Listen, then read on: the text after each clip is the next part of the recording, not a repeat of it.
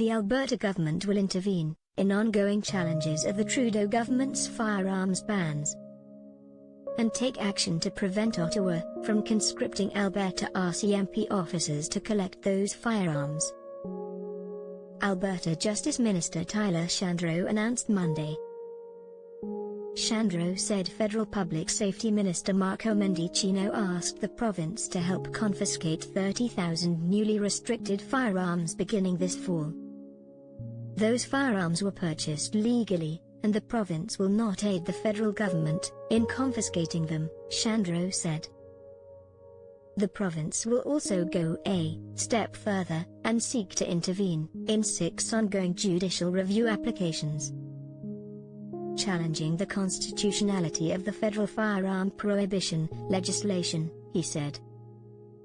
As interveners, we would be able to offer the court arguments based on the specific challenges that the federal legislation has created for Alberta's law-abiding firearms community and advanced legal arguments that the federal government has overreached with its plan to ban 1,500 models of firearms, the minister said.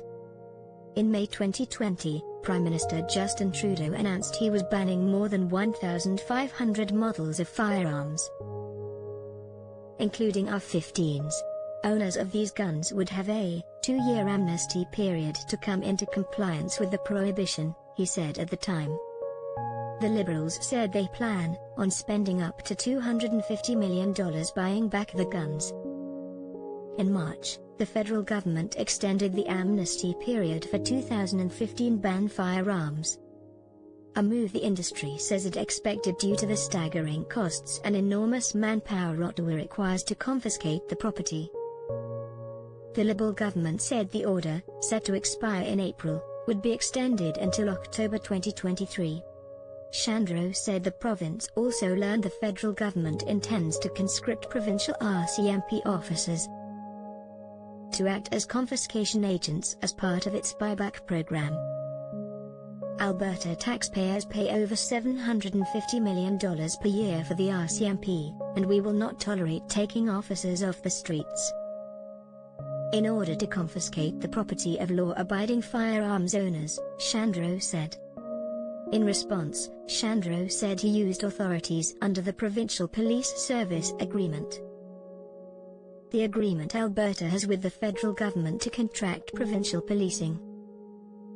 The minister said he wrote to the commanding officer of the RCMP in Alberta to formally identify the confiscation program as an activity that is not objective priority or goal of the province or the provincial police service, and that the use of RCMP resources would be contrary to the effective and efficient delivery of police services.